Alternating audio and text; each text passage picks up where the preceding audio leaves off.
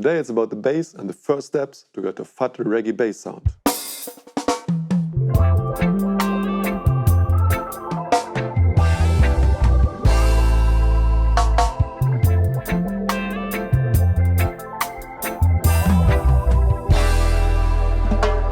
Before talking about the attitude and the feeling of the reggae bass, it's about which instrument to choose so you can achieve the sound you want to hear. If you are searching for a vintage and root sound, the choice shall be a 4-string bass with flat wound strings. Best example is a Fender Jazz bass. You know it from all the recordings since the 70s, and just to name one example, Aston Family Man Barrett from the Wailers. It gives you direct and authentic sound and just feels good. What are the downsides of this setup? Flat wound strings can sound muddy and have a lack of definition. Also, the lowest tone you can play with the 4-string bass is the low E. And to play this, you need to play already an open string, which I try to avoid at any time. If you want to play more modern reggae and mix with dancehall, I highly recommend you a 5-string bass, just like my MusicMan Stingray. With the low B string, you can reach those deep frequencies, which are mandatory for the modern style, and also a lot of contemporary productions that go deeper than a low E.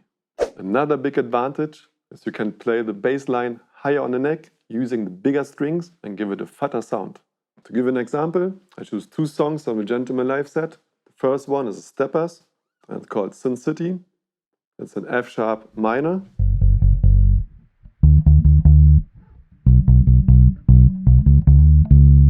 Changes, same key like I said. I want to have more definition of the tone and be precise.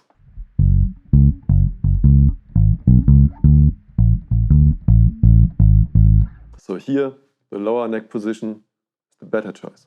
Are there any downsides of a 5-string bass?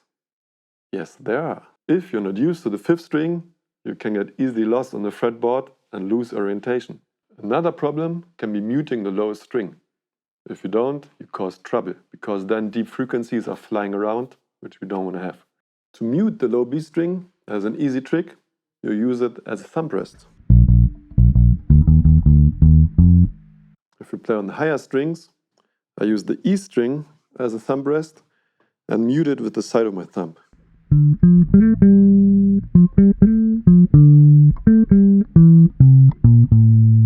2 more notes I want to give you on the way. First, you don't need necessarily an expensive instrument. What is way more important about the instrument is how you touch it.